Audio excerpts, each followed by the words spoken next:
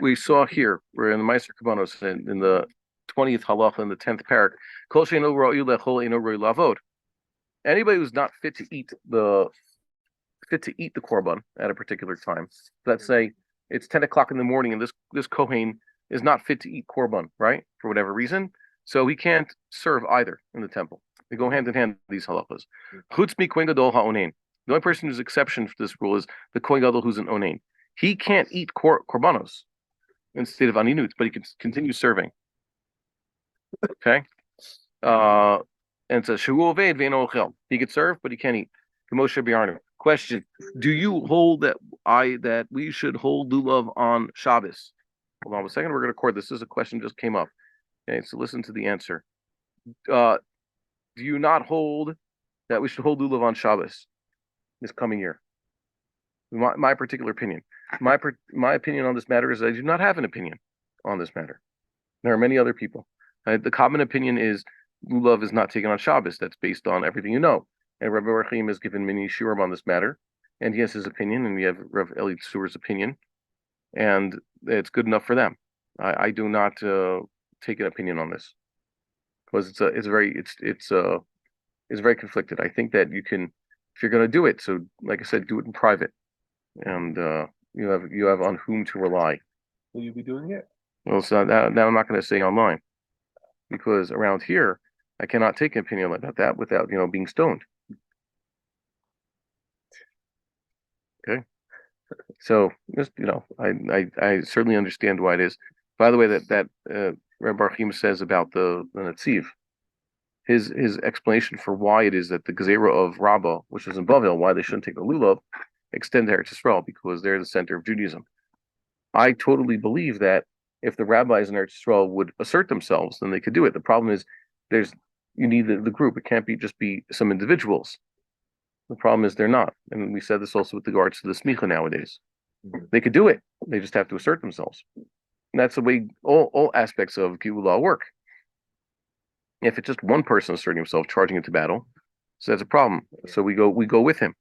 But you don't need me. You need people who are in official position. You need rabbis of the Yeshuvim, Rabbani Kihila, to go ahead and tell people to do this. So you people can follow Rabbi Bar-Hayim because you're the Rav. I'm not anybody who's officially in charge of anything. So what does it matter if I say what I say? I just can sympathize. Okay, and I could say that that it's important that we bring these issues up and educate everybody. And like I said, anything you do that's different, especially when it looks like you're doing something that is forbidden. If you're doing malacha when everybody says it's yontif, if you're doing an act that other people say is forbidden, and they're saying it's forbidden based on the Talmud and based on the poskim, so you can't go and do that in front of them. Mm-hmm. Understand that? That's halacha also that we learned. Rav Tzuriel is very adamant about that. So whatever you're going to do, make sure you have why you're doing it and who's told you to do it and whose authority, and do it where you're supposed to do it. It's about where. Okay. So I will not march to the local synagogue here on Shabbos with a lulav and esrog. That's what you're wondering. And none of my neighbors will see me, carrying a lulav and esrog. Okay, so there you go. Where are we? There was a question that came up. I want to put the Rambam back on the screen. I can't seem to find him. Okay, so the Kohen Gadol is an onein. He does this. Also, anybody who's not fit to serve is not fit to eat, except for a Baal Mum. Baal Mum, it says, should not be serving in the temple, but he can eat of the Korbanot. Wow, I keep getting questions here.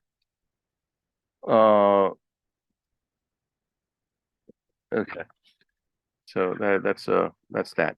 Kol she'en lo chelik babasar, a person who has no share of the meat. Okay, ein lo road. Let's say he's not fit to eat the meat, so he's not getting a portion of the meat. So he also doesn't share in that day's skins. Remember, the skins of the public sacrifices on a given day are given to the mishmar. Afilu tamei bishat zrikat damim. He was tamei when they were throwing the blood on the altar, but he was tahor bishat hekter chalavim. And a few minutes later, when they're putting the fats on the fire, so he was somehow purified by then, which is simple. Eno cholek babasar. So he still doesn't get a piece of the meat because he wasn't fit to serve at that time. Shnemar hamakriveth damash lamim v'echelev mibnei Aaron. It says whoever brings forward, offers the blood of the peace offering and the fat among the children of Aaron. Lo tikeh shoka yamin limana. Okay, to him shall this right hind leg be a portion for food. Achia tahor v'roi la'avoda mishat zrika.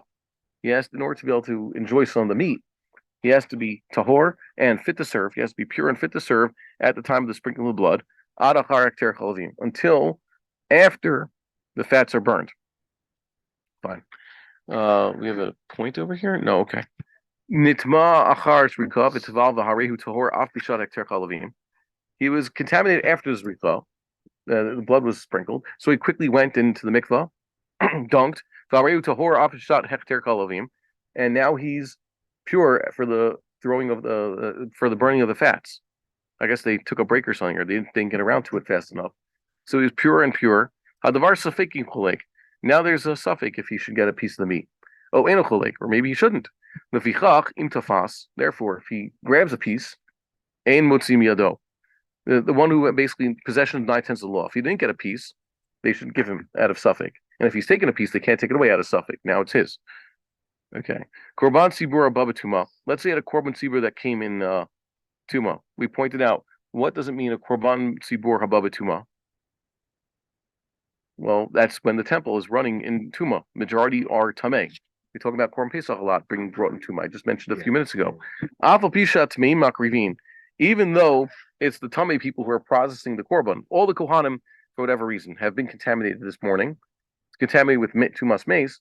So they go ahead with the temple service like normal. So they have a Korban Sibur brought in Tuma. It's Rosh Chodesh. They wake up on Rosh Chodesh, or try better yet, it's Rosh Hashanah. Why did I pick Rosh Hashanah? Twice as many korbanos. Well, 3 bulls instead of 2 bulls. Okay, on Rosh Hashanah, there's the Musaf of Rosh Chodesh is 2 bulls, 1 ram, 7 lambs, and a he-goat for a sin offering. And the Musaf of Rosh Hashanah is the same thing minus a bull. So another bull, 2 rams, 7 lambs, and a he-goat as a sin offering. Grand total of 3 bulls, 2 rams, 14 lambs, and 2 he-goats as a sin offering. All of those are burnt offerings, except for the 2 he-goats as a sin offering, which are eaten by the Kohanim. So now we have 2 he-goats that are brought as a Korban Sibur. So the Kohanim are all Tameh Rosh Hashanah morning. They knew it's Rosh Hashanah. How? Because the Molad was Tuesday. The Molad was Tuesday morning, right? Molad was Tuesday morning, the Molad was Tuesday afternoon, right? Molad was Tuesday afternoon, which means that the moon will only become visible Wednesday night, right? Molad Tuesday afternoon means early Tuesday afternoon means the Molad will be, the actual moon will be visible Wednesday night, right? By the way, that's where calendar structured. If the Molad is Tuesday afternoon, Rosh Hashanah will be Thursday. In such a case, the Rambam is basically pointing out, if the Molad was a Tuesday afternoon, then Lamaisa, the moon will become visible Wednesday evening. So there were plenty of witnesses in Israel to see the moon Wednesday evening. So already Wednesday evening, there was announcements, the shofar blowing, there's fire, they're making a lot of noise. The word has gotten out. Tonight is Rosh Hashanah. So by Thursday morning, they're all go ahead, 100% Rosh Hashanah this morning. Fine. And that Rosh Hashanah morning, unfortunately, someone's passed away in the Beis HaMoked. One of the Kohanim is dead. Okay? So that's unfortunate. And now all the Kohanim who were in the Beis HaMoked overnight, except for those who were outside on guard duty, which aren't that many, by the way. How many Kohanim are out on guard duty? 3. No, 3. We saw there's a machlokas exactly. I think it was a machlokas. How many place the Kohanim guard, how many places, but 3 basically at any given point. Although there's one that's in the Beit HaMoked base. Yeah, there's one that's there's a guard there, but everybody else is sleeping. And then there's 2. And then they switch them out at the first third of the night, the second third of the night, they switch them out. But they go to sleep. So the last Ashmores, there's a minority of Kohanim were actually outside, not under a roof. But all the rest of the Kohanim were sleeping in the Beis HaMoked until 4:00 in the morning when it's time to do Trumas Attention. And they wake up and, oh my God, everybody's Tmeimais. So what do? Go ahead with the temple service, Betuma. So now there's these 2 chataos, 2 he-goats as a sin offering that they're going to process. The Tameim are going to process it. And they've, but the Tameim are makrivin, ein cholkim mimatorim lechol erev. Okay? That comes time in the evening to eat the meat. they're not going to get some. Only the Tahorim are going to be able to eat this meat. Okay, they're not fit to eat it. They're not fit to eat it when they were the ones who processed it.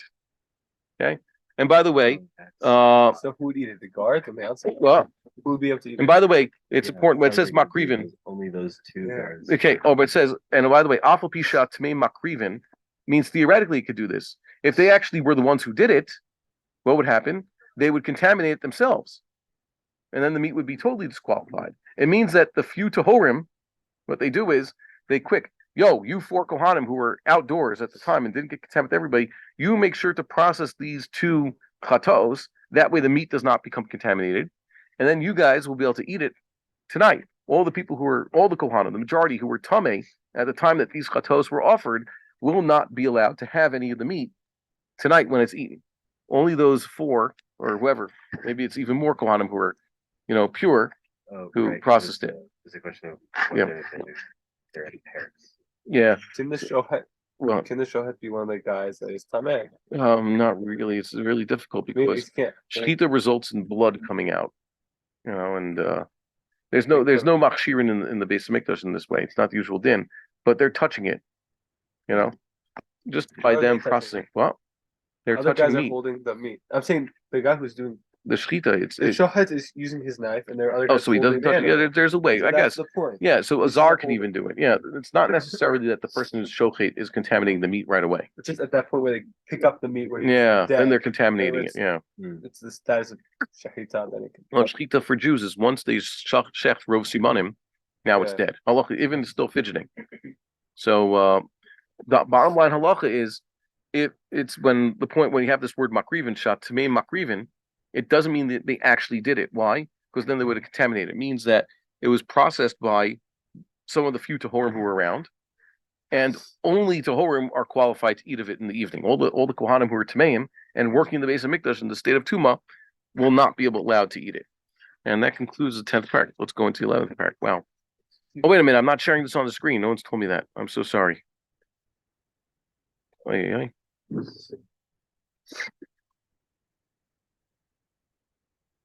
Eat too much pizza that makes yourself thirsty. Can you get me a cup? We have a follow-up question. What about halal? Should I do halal with a minyan or should I wait to do it with my arba mina?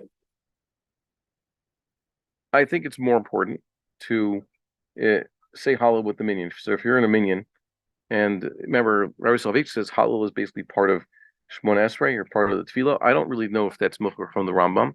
I think of halal more as something independent that we do on holidays, like Megillah Esther. Megillah Esther is the halal of Purim. But either way, you're supposed to follow through with halal. It's good to say halal with the minyan right then and there, and if you're gonna, and then save lulav for later. Do you have to shake the lulav within the actual sukkah? No, Where never. does that inyan come from? The Ari had that haftarah. The Mishnah says that the people the Hasidim of Yerushalayim used to take their lulav wherever they go.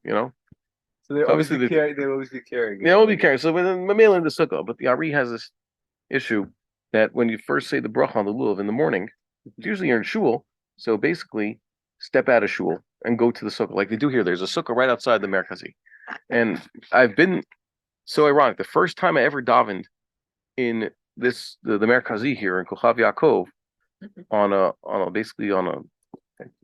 Shabbos or holiday was on the first day of Sukkot, and all the men picked up and left shuls. Like the shul emptied after Shmona Esrei, so they could all shake the lulav in the sukkah.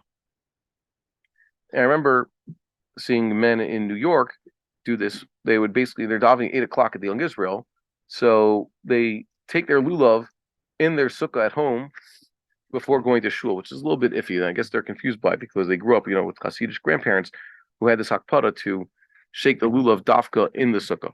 Okay, that's fine. But it'd be worse because you're delaying. And let's say you're inside the house. Yeah. If you go like the Ari, you're delaying doing a mitzvah. No, so the real Kabbalists around here, the people who want to do like the Ari, what they do is the Rambam says you could daven in the sukkah, for example, right? Yeah. So what they do is they build a gigantic sukkah for davening. They move the shul into the sukkah. That's their solution. And yeah, I remember seeing this. I was sitting with the local Kabbalist. We have a legit Kabbalist here on this yeshuv that kind of the kind of one who doesn't take money from anybody, and who actually helps people with their problems and is very good at being insightful and just looking at people's faces and figuring out what's bothering them. Okay. Yeah, so we actually have a real deal thing here, and I remember sitting with him as his two of his shamashim were building the sukkah. He has a nice courtyard outside, and they were turning it into a sukkah so that they could take his synagogue, which is basically his base medrash, and daven there on sukkahs. And I discovered that also another sage around here, I refer to him as the local Jedi master, so to speak. And I seriously, one time he actually almost force choked someone. Yeah, I've actually seen it. It's been witnessed by many people. Okay, so he also builds a gigantic sukkah, and they daven out there the entire yontif. And even on Shmini Atzeres, they daven in the shul again, but for the whole Simchas Torah and Hakafas and things like that, they go outside. Okay, in the very big sukkah. And they also are machmir that after Shachris every morning, they have a Suda there. Okay, so that's a Chin Ta'asu. Okay, so I get that answers that. So these people who are basically, their shul is in the sukkah, so they don't have this issue. Their lulav is in the sukkah the entire time. And also, well, yeah, please, you can ask a question. Go ahead. It was a question in the Machon Shilo group chat. The status of schnitzel and eating it inside the sukkah. Did you see that? No, what's the question? They said, I want to eat schnitzel. Okay. But I have to eat inside the sukkah. If I'm not mistaken. You don't have to. It's considered a shahakal. Okay. I know, but it depends. When you're making a meal, it's not right. So you're like, oh, I don't have to eat this that's sukkah. the point. Yeah. You should just doing your regular lounging around should be in the sukkah, right? Mm-hmm. Remember, we're more machmir for sleeping than we are for eating. And for why that is the case, you could also buy my book, make an attempt to try to grapple with that question. I shouldn't be schlepping around these books where I go. Post it on the online right now. Yeah, well, I can't right now. Well, I don't have it with me. Okay, we're in the middle of something also. We're live, so hold on one second. We have another question come in. Wow. Hold on one second. Q&A. Okay, let me just once again, for those at home, I'm going to pause this.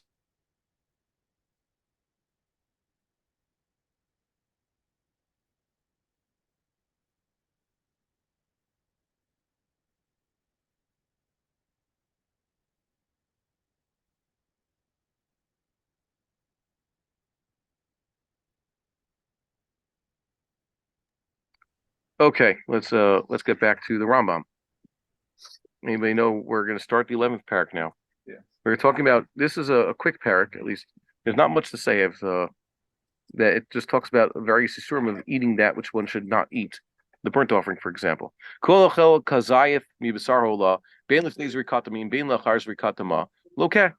Someone who eats of the burnt offering. Remember, this type of thing is supposed to be entirely burnt. That's what's called an olah. As Art Scroll later translated, the elevation offering. Isn't it smoked? No, it's called the elevation offering. I'm saying that An it's olah. actually smoked. It's not burnt. Well, it ends up. I don't mean by what you mean. It's smoked. It means it's still edible. No. Is the rest of it? The olah is it gives off a lot of smoke. Why? Because smell. It creates a lot of smell. Because what do?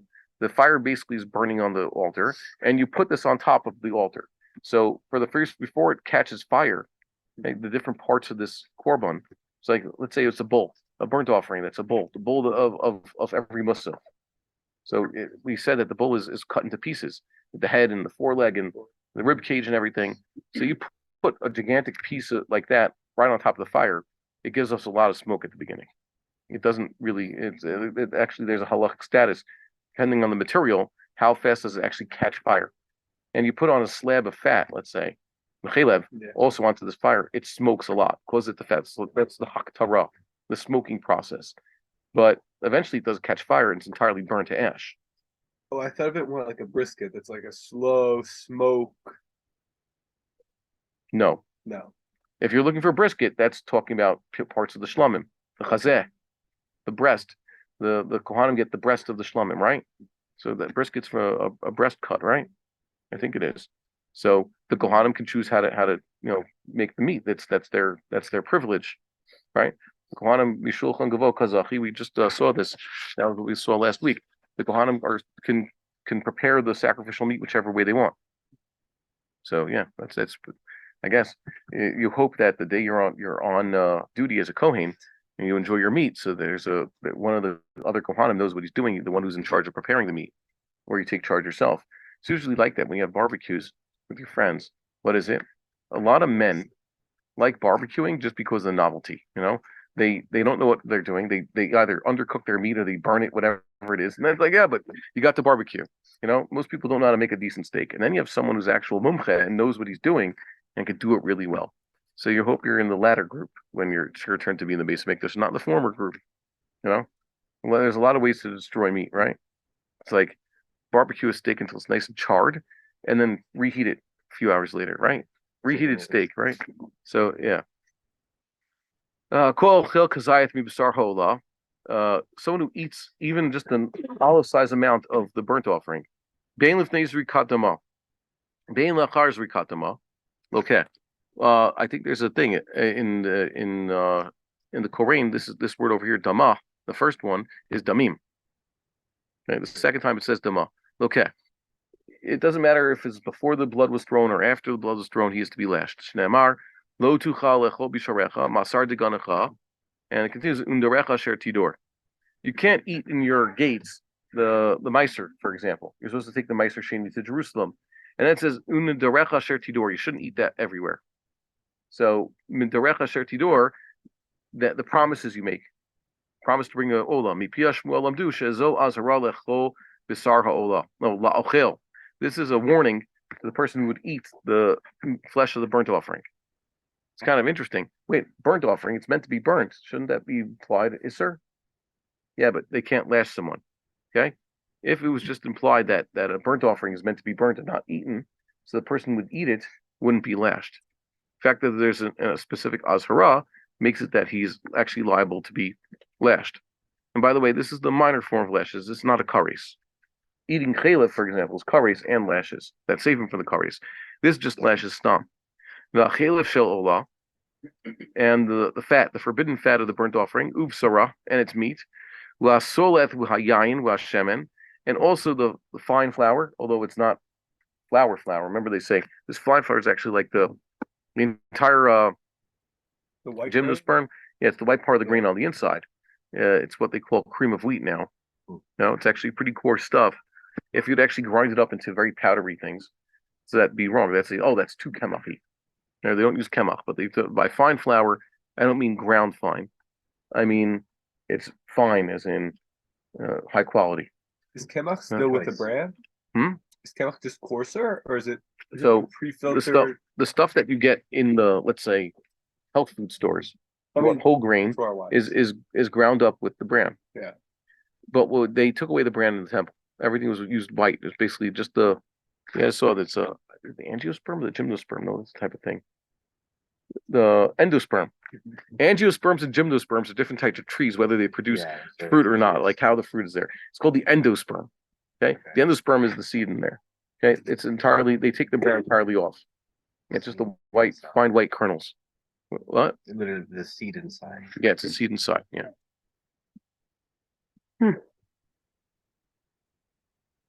Sorry, it's close to Shabbos. Can you believe it's almost Shabbos?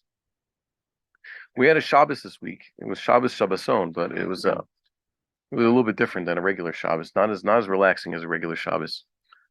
Yain v'ashemen, and also the wine and the oil. So these are brought as what we said, the minchas nisachim, shel nisachecha. Remember, nisachecha, isn't that a libation? No, libations include the wine and the flour and the oil. Minchas nisachim, chamish tam mitzarfin l'chazayith. All five of them can combine into this olive size amount that would be the threshold for punishment. So he takes a little bit of the meat of the ola, just a little bit of the forbidden fat, a little bit of the flour, a little bit of the wine, a little bit of the oil. That makes it, because it's hard combining the liquids. Two of those things are liquids. Yeah. Normally you combine liquids levad and solids levad, but okay. Just drinking the oil. He dips the steak. Yeah, you mix the wine and the oil together. Aren't you making also takes the oil in the water? Well, yeah. Do that yourself. Well, you could. All these things were meant to be burnt on the mizbeach. So, You could put it together yourself, but then you'll be high for eating it. I'm saying the guy that wants to get the kazayat threshold. Yeah, so you can put it together, and then he'll get hurt. V'chein ha'ochel kazayit mikol ha'emurin. Anybody eats an olive-size amount of the entrails, the emurin. So the kishkas, they're also burned on the mizbeach. Bein lifnei zrika, bein lachar zrika. Whether before the blood is thrown on the altar or afterwards. Bein kohen, bein Yisrael. Whether he's a kohen or an Israelite, a regular Jew. Lokeh, he is to be lashed. Sheha emurin kalil mizbeach kol ha'olah. The entrails are entirely burned on the mizbeach, just like what? The entire burnt offering. It says concerning the meal offering of the priests, kalil tihyeh lo te'achel. It should be entirely burned. It should not be eaten. Right?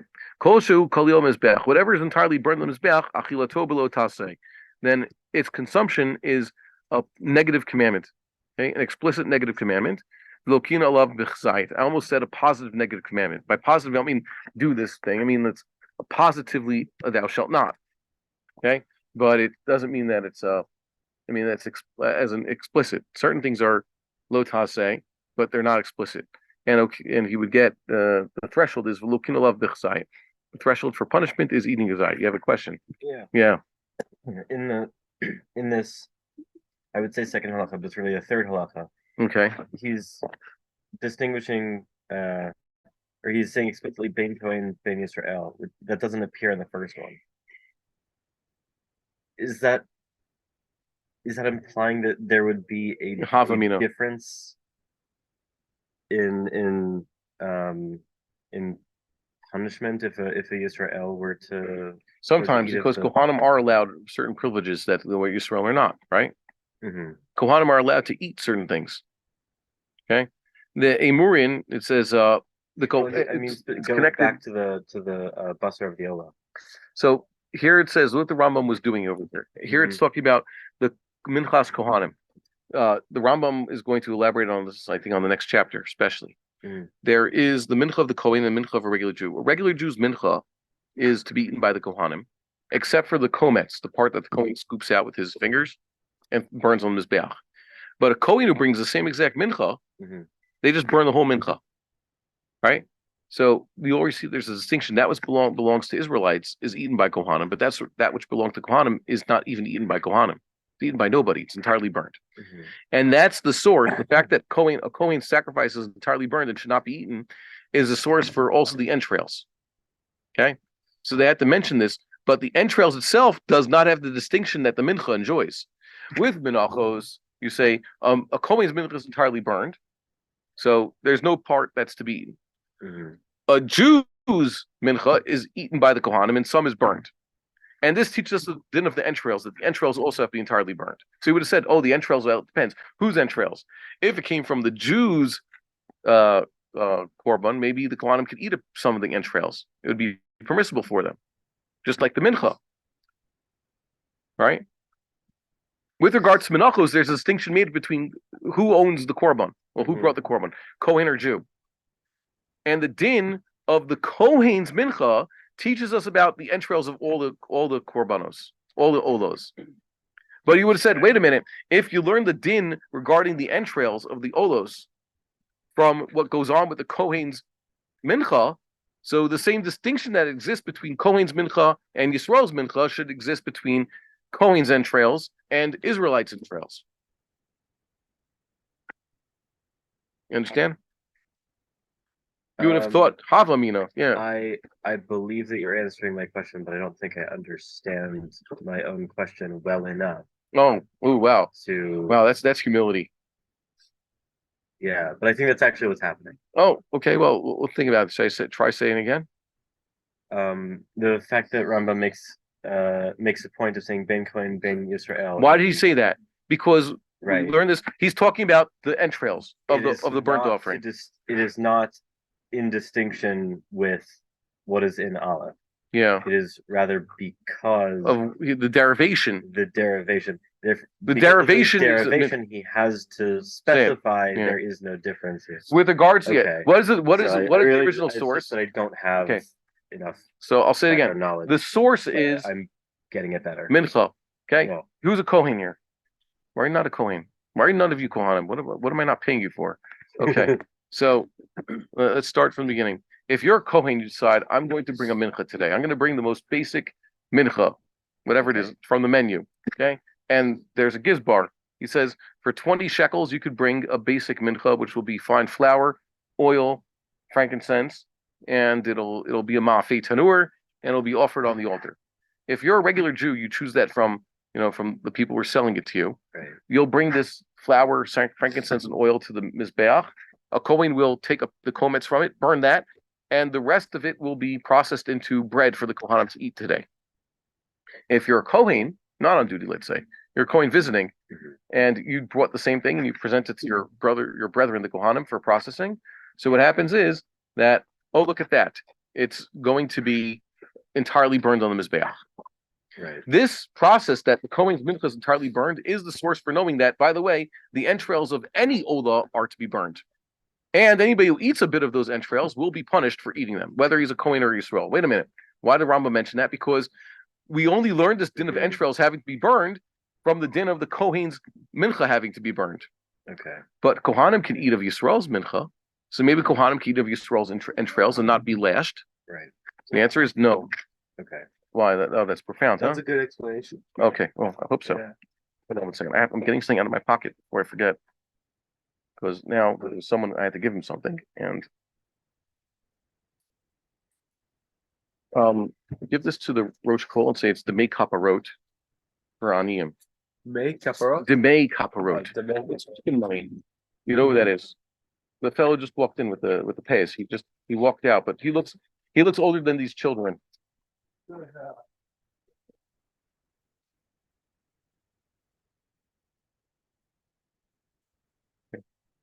So What?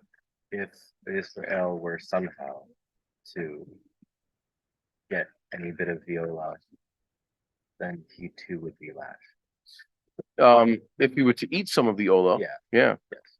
And a Kohen too. It doesn't matter. Kohen Yisrael, even though Kohen can get away with eating certain menachos, Yeah. Okay. Kohen doesn't eat. Certain menachos are entirely burned. All right. And a Kohen could eat certain menachos. That's a mitzvah. It's all- But with regards to entrails of the olos, which are learned from the din of mincha, no such distinction. it's Everything all is lashed. Yeah. Yeah. Okay. I don't promise that that's the way the Talmud originally had it. I'm just trying to explain what's in front of us in the Rambam.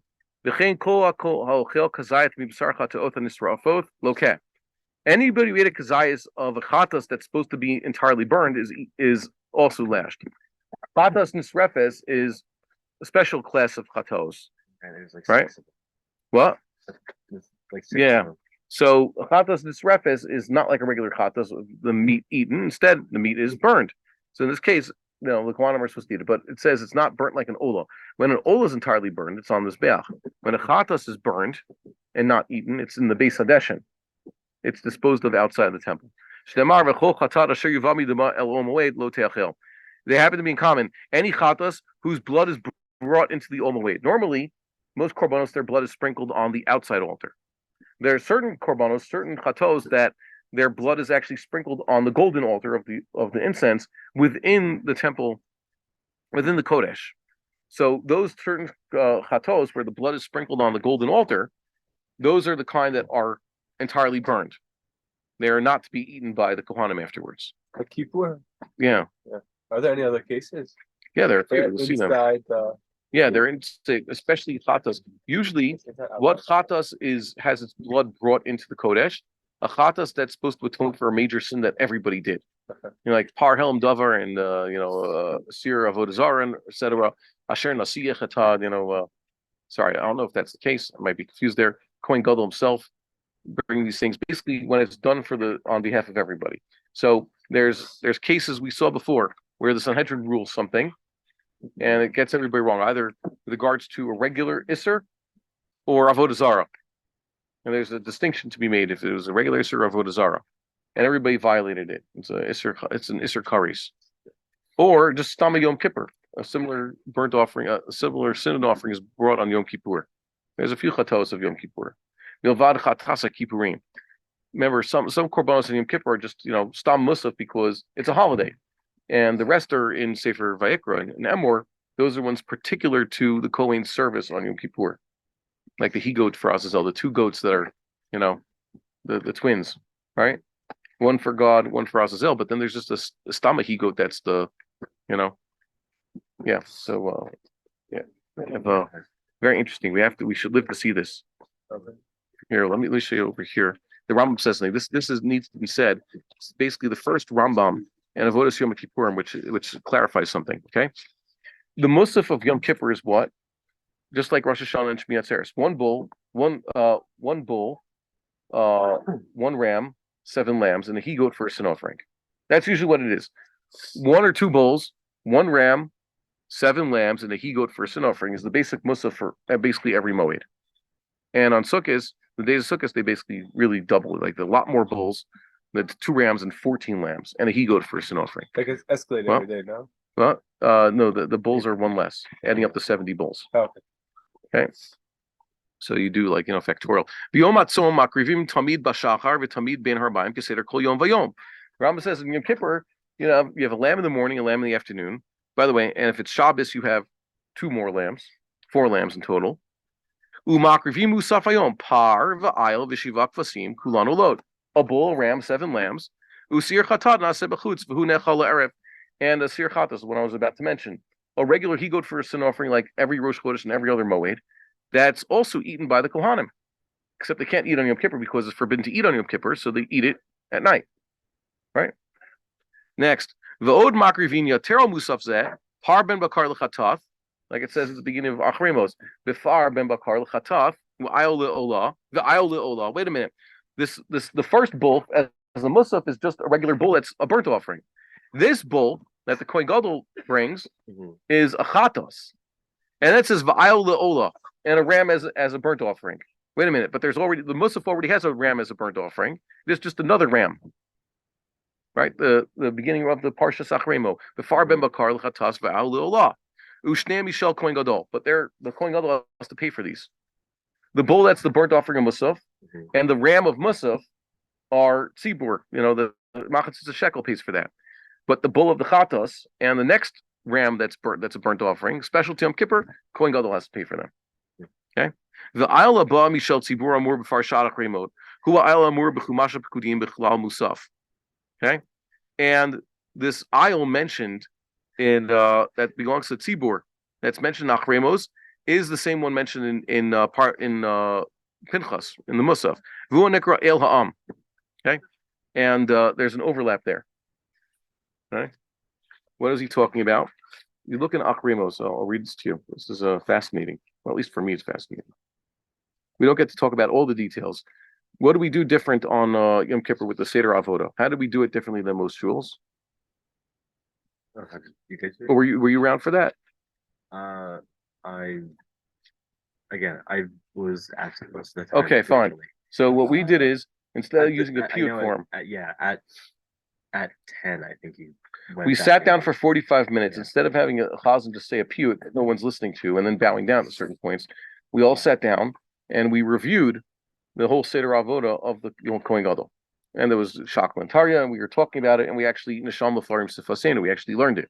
Okay, so we didn't do this halacha in particular.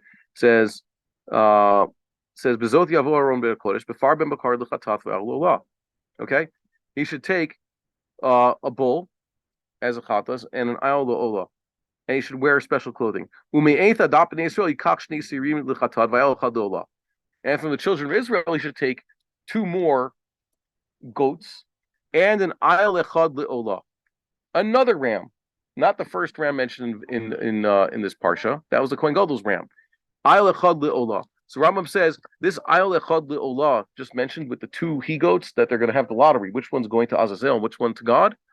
That is the same one mentioned in the Korban Musaf Hayom. There is some overlap there. Okay, that's our tradition. Okay, and by the way, there are machlokases. By the way, regarding this, he says here. Okay, fine. Which means what's an afkamina? By the way, if it's called El Ha'am, who's paying for it? So usually the people with the Kohen pay. No, the machatzis a shekel pays for it. V'od mivim mishel tzibur shnei siri mizim echad krev chatas ve'hu nisraf v'ashni seir hamishtaleach. Okay, so I know this guy. Okay, so there's two more goats for a total of 3, by the way. 2 goats brought on this day, and those are the ones that they have the lottery.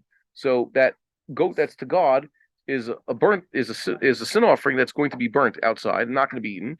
Whereas the goat of Musaf is going to be eaten eventually after this.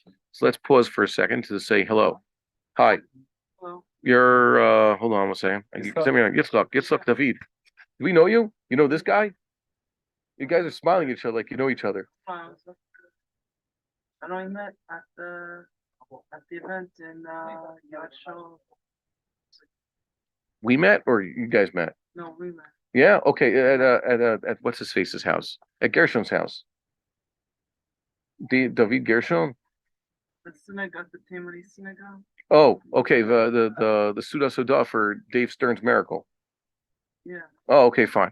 Yeah, I met a lot of people there. Okay, well, welcome. I'm sorry you're so late. We only have like half an hour more to go. So eat your pizza while you have a chance. The bus. I mean, the bus didn't come. The bus didn't come? Yeah. Oh, that's unfortunate. Yeah, Well, okay, so the rule is for this. Taking the 141. What you need to do is instead of waiting where there's just one bus, you should go to Pisgat Ze'ev, where all the buses eventually pass. So increases your odds of getting on a bus. We'll talk about it. Yeah, you take the train to almost the last stop, get off the train and cross the street, and that's the best place. That's the best way to do it. So the goat that goes to Hashem. What? The goat that goes to Hashem. Yeah. You said it's done outside? They burn it outside afterwards. They just burn it on the outside sanctuary? No, I don't know what the outside sanctuary. There's a place called Beis Hadeshin, which is outside the temple, like in the field, where they burn a lot of disqualified meat and certain plateaus that are meant to just be burned. It's Yisrof ba'esh michutz lamachane, it says. In the Mishkan days, they went outside the camp someplace and they burnt it in fire, just disposed of it. But that didn't count as a burnt offering because it wasn't on the Mizbeach. Okay. Yeah. Hold on a second.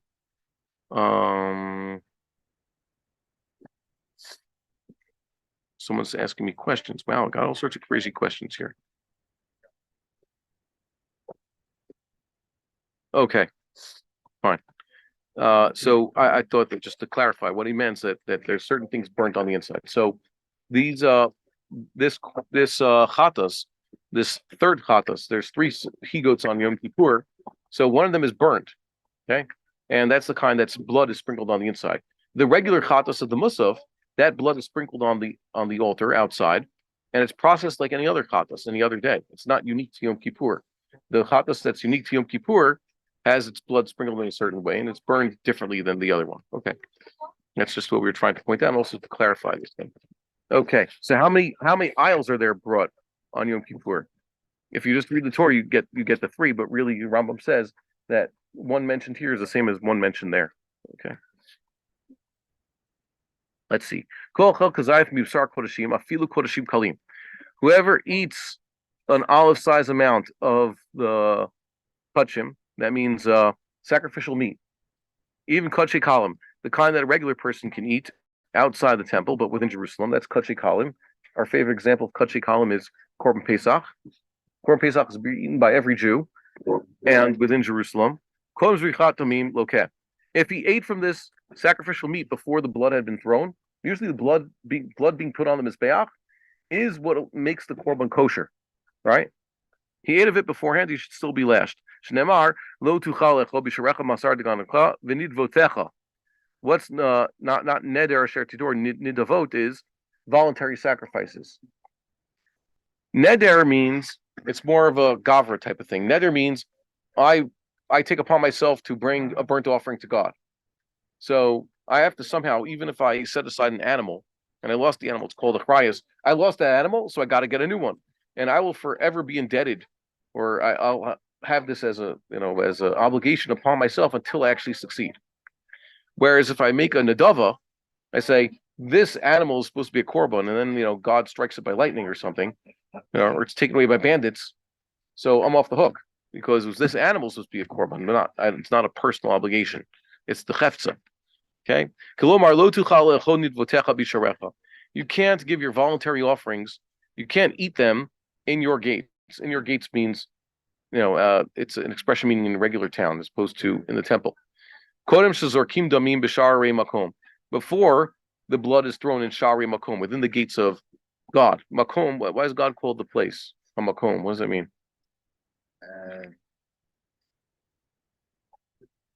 He's No. he's the one that makes space and time. Oh no, it's called. Say it easier. Makom means the omnipresent. He is everywhere. Uncle Moshe says. Okay?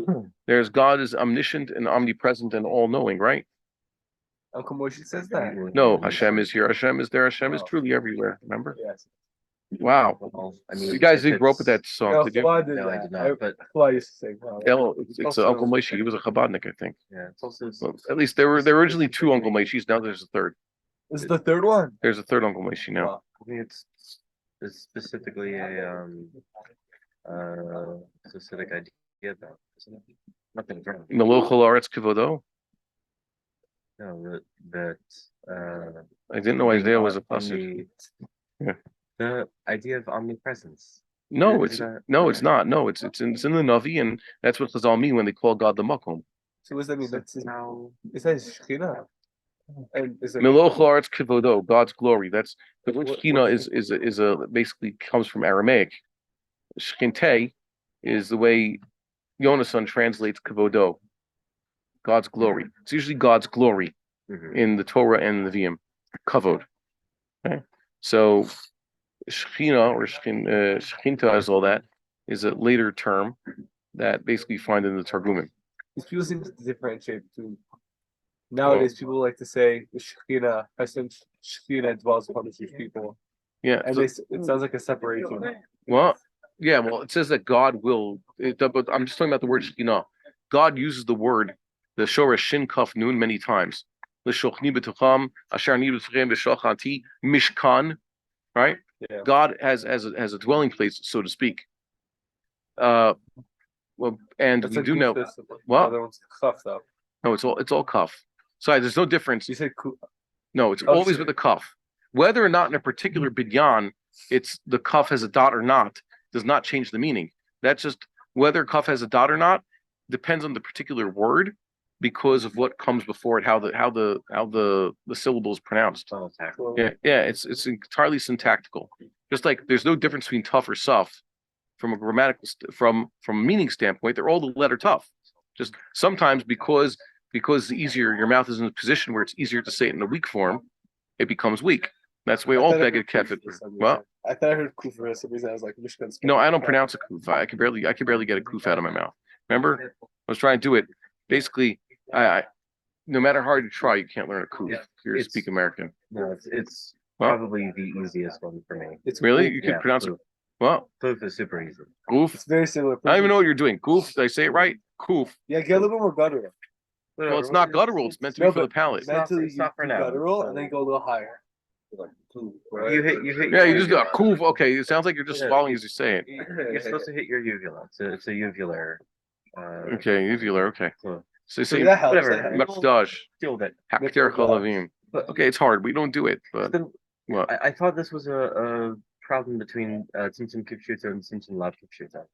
Simpsons? What? Tzimtzum Kipshuto and Tzimtzum Lav Kipshuto. Oh, now you're getting Hasidish. No, that's what I thought. That's what I thought the distinction was about whether you can say that he's actually omnipresent. Like, is there God in the bottle? Like, So I was about to explain this. God is everywhere, uh-huh. at least according to the way we understand. God is like I said, Moloch Haaretz Kvodo. However, there are certain places, because I said God put the Shekhinah somewhere, and God revealed Himself. Mhm. Now, it means that when it says God revealed Himself to the Nevi'im, He appeared to Abraham, He Mhm. appeared to Moses even. Sure. It's on that Navi's mind. It means that Navi achieved a higher understanding of God Mhm. at the time when God was, so to speak, communicating with him. Correct? So sometimes you could bring this upon yourselves. How do you train yourself to be a Navi, by the way? What do you do? Being happy. Yeah, you put yourself in the frame of mind, play some music, meditate, refine your intellect and your imagination, right? And then, like the Ram says, a person who achieves this and he's on a level of Navi, he will be, suddenly connect to God, right? And God made it that there are certain places in this world. Originally, he said, here's a concept of building a mishkan. You want to have a way that actually facilitates closeness to God. You build a mishkan, right? And then you will have this. If you go to the mishkan, you do service properly, you will. This is a tool to help you achieve the level that a navi could achieve. And that's why Nevi'im, basically, they heard God's voice emanating from where? The center of this sanctuary. So they had this concept. It says that the God let his Shekhinah dwell in a few places in Nov and Givon and Shiloh and Jerusalem. That means that it was facilitated there. It became a lot easier for a person who was seeking God. Like it says, Yonah, we start with him. He fled before God. Not literally can't run away from God.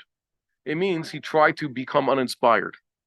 Like the Yerushalmi says, how did Yonah become the Navi? He attended Simchas Beis HaShoeva, right? Which, like the Rambam says, implies. Rambam implies this, but it's also implied in the Gemara there. Simchas Beis HaShoeva was less about drawing the water and more about drawing inspiration. When the Rambam mentions this water drawing, but it's not even in the same book. In a different book, he says the celebration of Sukkot is, what we call Simchas Beis HaShoeva doesn't even mention the water drawing. He just mentions the party.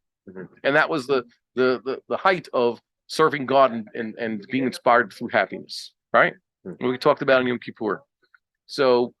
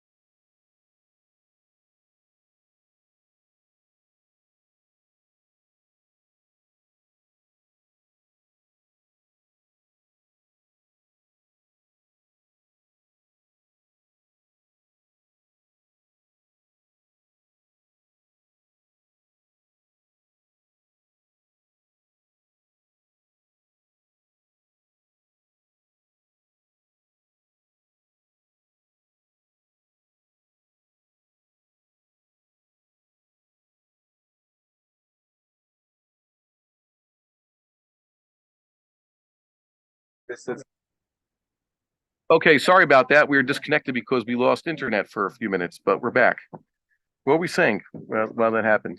Oh yeah, I was saying that in the Beis Hamikdash, so they still had this. The second Beis Hamikdash, the Rambam holds that Shechina ain't a betela. The second temple is totally like the first temple because God's presence was always there. He says that in a few places.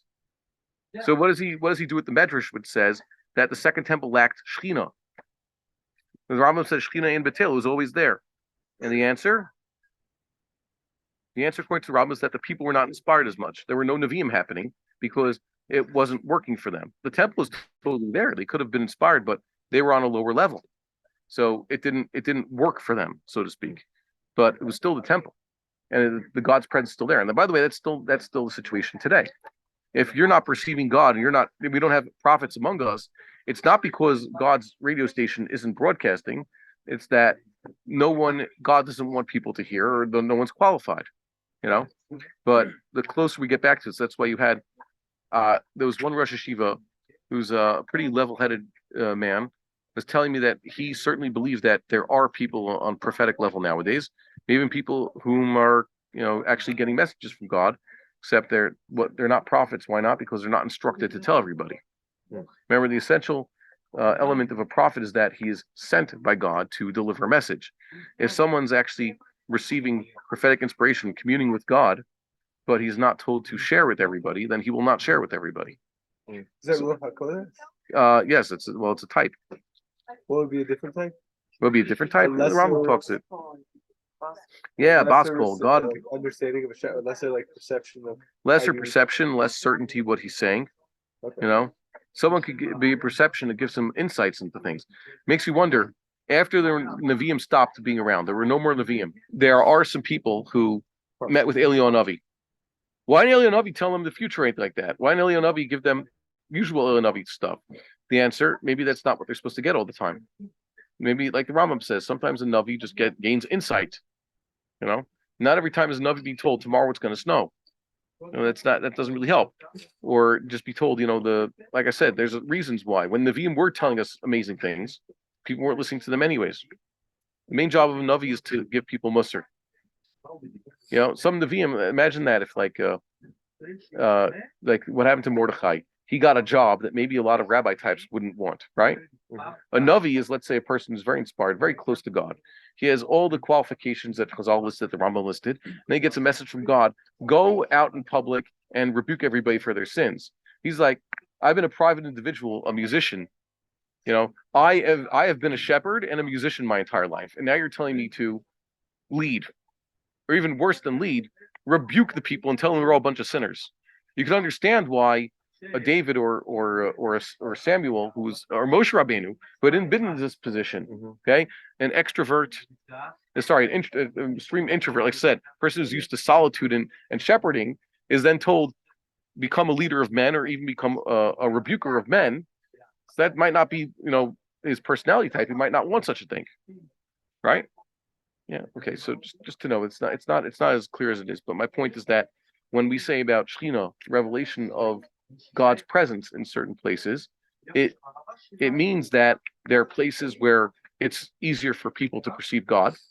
And specifically, when we said that God made himself appear, there was Shechina in the Beis HaMikdash, it's because people were perceiving him, the Jewish people specifically, each on his own level. Like Zek Keli Van Vea, where he could actually point the finger, That's what happened at Yom Suf, right? So you can imagine the proper use of the temple. There were people who were becoming inspired. Yeah, question. I believe previously we talked about how can someone receive nevuah whenever they're receiving destruction and things like that of that nature, and you said that maybe they're seeing past that point. Yeah, right? Because I don't recall saying that. What? I don't recall saying that, but that makes sense. I remember because I remember this is a question I had, and then I remember seeing one shared. I think this one actually was 10 format. Okay. And it kind of goes around the question in a good way, meaning like the problem is that they don't have happiness. Or is they require happiness? If they're seeing destruction, then ostensibly they wouldn't have happiness, but then they see the later picture. The Yirmiyahu question. Yirmiyahu got nevuah in distress. Yeah. Yeah. God wants them to give a message sometimes. So even then, it says Moshe Rabbeinu got prophecy from God. Normally, it says Moshe Rabbeinu had to leave Pharaoh's place. It says he had to leave the city. Moshe Rabbeinu says, "I'm going to leave the city, Pharaoh's capital, full of idols, statues of the Pharaoh himself." Right. Mm-hmm. So Moshe Rabbeinu needed to go out to a place to be able to commune with God.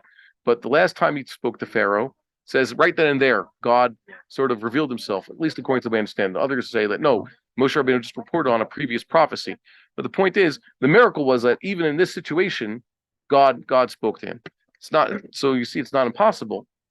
Just certain situations, certain mindsets are more conducive to prophecy. Sometimes when it's necessary, God, was able to skip over that.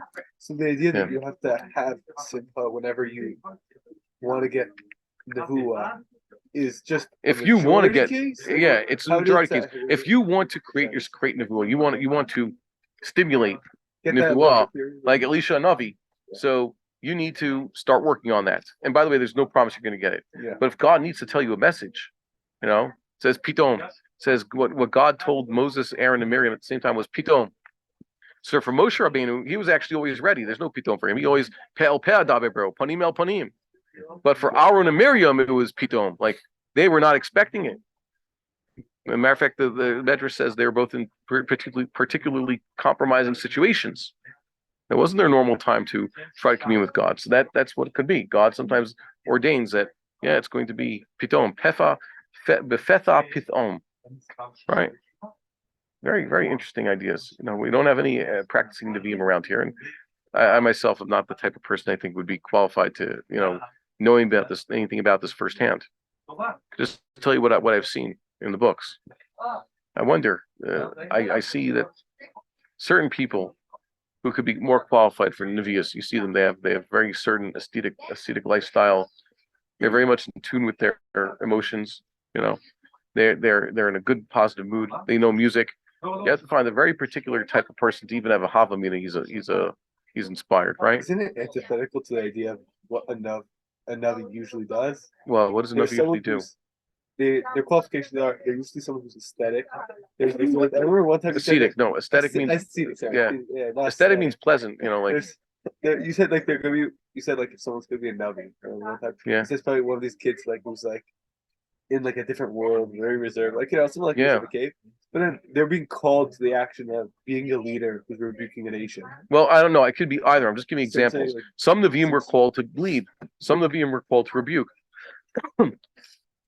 Saying that for some people that could be strange, where the task, like we see, like a person like Yirmiyahu or Moshe Rabbeinu or even a King David, would be to say I'm the last person to have this. David HaMelech was anointed by a Navi and is told, be a leader.